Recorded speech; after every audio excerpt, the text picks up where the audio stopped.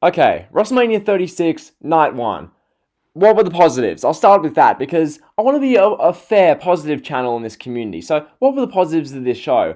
To me, in my opinion, the ladder match where Jimmy Uso, Kofi Kingston, and John Morrison battled for the tag titles of SmackDown. That was awesome. That ladder match was amazing.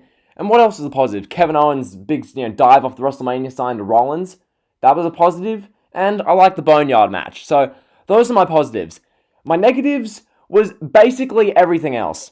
Okay, this WrestleMania Night 1 card, and just the show as a whole, so much was wrong with it. So much. Primarily, I'll start off with this main thing. Braun Strowman is the Universal Champion. Yeah, Braun Strowman.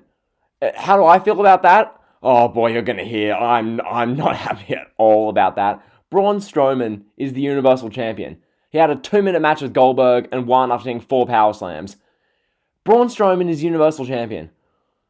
This time 24 hours ago, we didn't even know if he was in the match or not. We assumed he would be, but we didn't have any announcement. Then Michael Cole told us, oh, Goldberg vs. Strowman's happening, and now the match got made official, and now tonight we got it as the co-main event. Thank God we didn't have Goldberg Strowman in the main event. I couldn't have coped with that because that would have been insufferable. But nevertheless, the match itself, Goldberg and Strowman, just 2-3 minutes, Goldberg's now taking the L, Strowman's the champion. So right there, you've buried the Fiend even more. Okay, Goldberg squashed the Fiend in 3 minutes in Saudi Arabia, made the Fiend look like a worthless piece of trailer park trash, and now we have Braun Strowman just squashing Goldberg in 2.5 minutes. The logic is just baffling, okay? Braun Strowman is the same guy who 3 months ago danced with the New Day, looked like a complete clown, the same guy who literally beat up Nakamura, Zayn, and Cesaro every week for 3 months, and then lost the IC title 3 weeks ago to Sami Zayn, a guy who hadn't won a singles match in over a year. And then that same Braun Strowman, the one who hadn't been on TV from the Elimination Chamber to WrestleMania, shows up out of nowhere with no build-up, no hype, no nothing, and wins the Universal title. And JBL afterwards says, where's the quote? Let me get to my notes here. Where's the quote? JBL says, if you're in the WWE, you'd hate to see Braun as your champion. Yeah, implying that, he's so dominant and he's scary. John, Mr. Layfield, okay, Braun lost to Sami Zayn 3 weeks ago. Okay, just what a baffling decision. And also coming off the heels of what happened where Braun Strowman made the comments about the independent, wrestling scene, and how those guys should just, find something to make money, and he did it himself. Like, Braun, these people are independent wrestlers. Just, that whole thing's a separate video in itself. But literally, the fact that man, Braun Strowman's the champion, and not to mention the rest of the show. I'm 3 minutes in, I haven't even mentioned the rest of this. Well, let's just start us off. Kabuki Warriors versus, Nikki Cross and Alexa Bliss had a 15-minute opening match, which was just screaming. It was painful, painstaking garbage. We had Baron Corbin versus Elias followed that up. So the first hour of this show was terrible. And then we had, Becky Lynch versus Shayna Baszler for the Raw Women's Championship.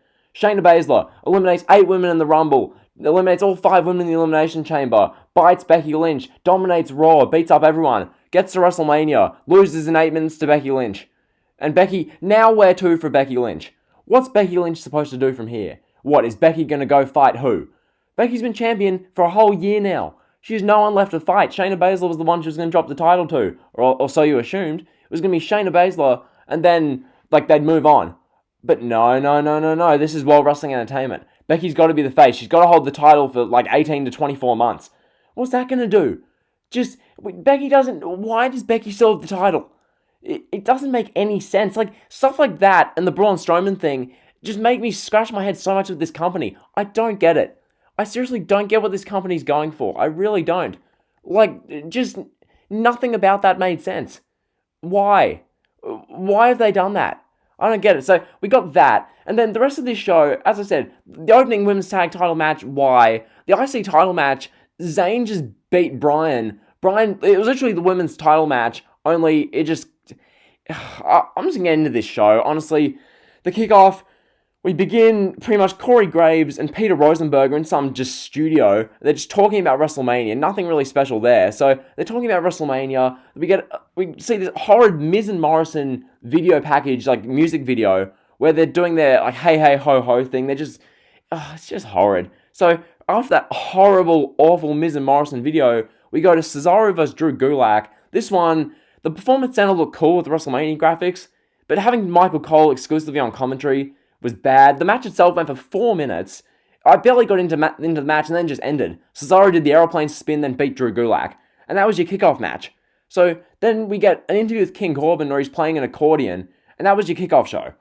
Brilliant hour kickoff there. Corey Graves and Rosenberg, clowns. So from there we go to the main show. WrestleMania 36, Night 1. So we open with Stephanie McMahon standing in front of some monitor, and she says that WWE delivers a sense of hope, determination, and perseverance in this tough time. So Stephanie tells us this, doesn't mention the name of this virus, just, squanders around it. So that was her message of, determination to the fans, that WWE putting on a show for them. So from here, we go to, something that I enjoyed. We get a video package compilation of, like the American National Anthem being performed over the years. So that was really cool. I like that. And then we get this 5-minute long, over-dramatic, pirate-themed WrestleMania package, which, fair play to the WWE, production team. They did an awesome job. They smashed this. But went for 5 minutes. It was kind of unrelated when you look at the show. So that's what we got there. And then we go to the women's tag title match. Why did they open with this? Literally, so we get Gronk introducing this. Gronk reads off a teleprompter, introduces this match.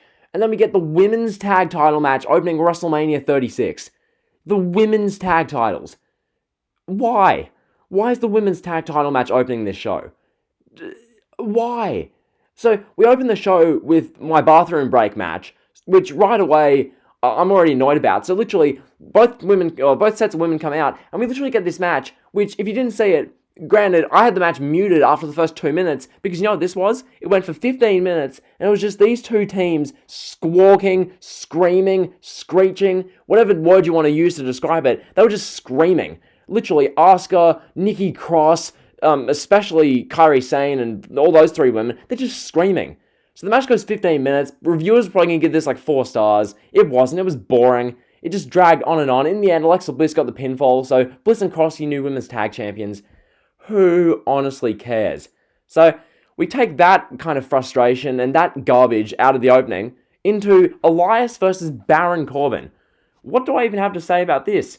Literally, are they trying to make me want to turn the show off altogether? For real. What are they trying to do with this? I don't get it. So literally, Michael Cole calls the Roman Reigns and Corbin rivalry incredible, which made me literally mute the match from there on. The match goes 8 minutes, and then Elias just wins. He grabs the tights, and that's it. So nothing, noteworthy. I don't care.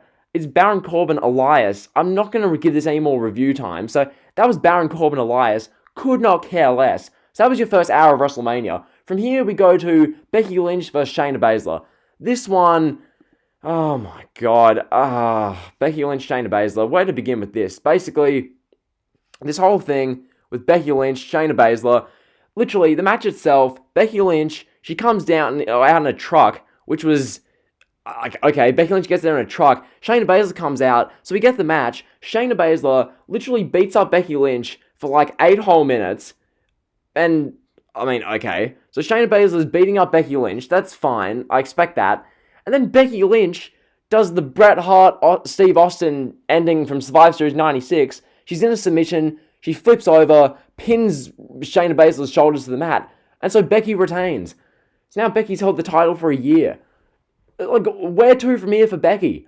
What, she's going to end up holding the title for 15, 18, 21, 24 months? People are sick of her already. People were sick of her in July last year. This was your time to give Shayna Baszler the title, but no. You didn't pull the trigger on Shayna Baszler. Why not? Why didn't you give Shayna Baszler the title? I don't get that. Who is Becky Lynch going to face now? Are you going to have Shayna Baszler have a rematch and then Shayna's going to win the title there? This was WrestleMania. This was your moment. It's a similar thing with Hell in a Cell and Rollins and The Fiend last year. The moment was there and you stuffed it. So, that was already just a massive letdown. So, we moved on from there to the Intercontinental Title match. This Daniel Bryan versus Sami Zayn. Literally, the first half of the match was this BS at ringside involving Gulak, Cesaro, and Nakamura, as well as Zayn and Bryan. They're all chasing each other around, diving on each other. It's just absolute chaotic mess. This whole Sami Zayn character, this isn't El Generico. This isn't NXT Sami Zayn. This is some sissy cab driver who got beaten up by Daniel Bryan. So after 10 minutes of a match, Bryan dove onto Cesaro and Nakamura. Then Bryan, literally, this whole thing, Bryan does a suicide dive on Cesaro and Nakamura because those two took out Gulak, and then Bryan goes up the top rope, dives at Zayn, Zayn puts his foot up, Bryan hits his foot, and then Zayn just pins him. So that was your IC title match. I mean, okay, your Intercontinental title match ended with a haluva kick, as Michael Cole called it. That wasn't a haluva kick. You call that a haluva kick? Are you for real? Really? That was a haluva kick, was it, huh? That was a haluva kick. So, Zayn pins Bryan. You're not having Bryan as the champion. It's just, I mean, that was it. Like, seriously? So, that match just ended. We swiftly moved on into the next match. Like, this whole show, one thing I will say to be positive, the matches flowed pretty well. It just went match. Because usually at WrestleMania, it's a lot of fluff. It's a lot of this BS filler. You know, like, they'll do a match and they'll be like 2 video packages for something. They'll do an ad for this and then a Hall of Fame thing. And they really get a bunch of fluff between matches. So the shows end up going for like 5+ hours. With this, the matches flowed pretty well. It just went match. So, that being said, we moved into this ladder match, which, yeah, 3-way ladder match for the SmackDown Tag Team titles. Kofi Kingston versus John Morrison versus Jimmy Uso. This was by far match of the night. Not even a question about it. These 3 guys, I mean, right away, massive shout out to the 3 of them. Like, I've nothing but respect and admiration for what these guys put their bodies through, because this must have been brutal. Like, ladder matches suck for the wrestlers themselves, taking those bumps on the ladders and falling on the floor and being crashed hard off the ladders. They're demolition derbies, but the things these guys did to themselves for our entertainment, I want to say thanks to Morrison, Kofi, and Jimmy Uso. Just massive shout out to them. The things they did in this match, in front of no live crowd, this must have been, I can't imagine how horrible these guys' bodies would feel after this. But nevertheless, it turned out fine. Like, it really did. The match itself was awesome. So I took down a bunch of notes for this. This match was by far the most notes I took for anything on this show. Because, literally, this match was the match was worthy of having notes taken on it.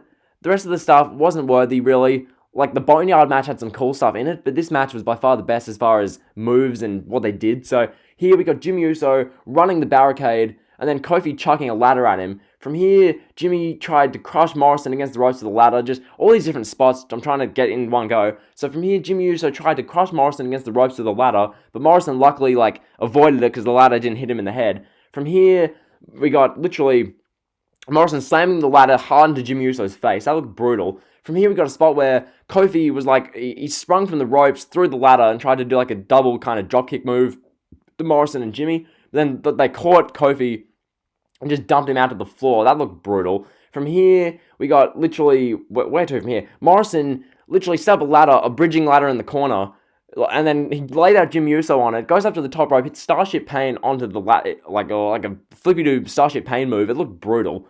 That looked sick. From here, we got Kofi Kingston setting up a bridging ladder outside the ring. Then we got literally John Morrison running the top rope, or running the top rope like a tightrope, hitting the avalanche Spanish fly on Kofi. Then Jimmy Uso hit a splash on him. It was just awesome. From here, Kofi delivered a sensational diving double stomp cave into the chest of Morrison. That looked great. Then a bridging ladder was set up in the ring. Jimmy then smashed Kofi face first off the side of the ladder. That looked brutal. From here, Jimmy was atop a ladder, and Jimmy took a hard bump to the floor at ringside. The camera didn't even show that, but Jimmy Uso thudded to the ground. It sounded horrid. You just heard a massive thud.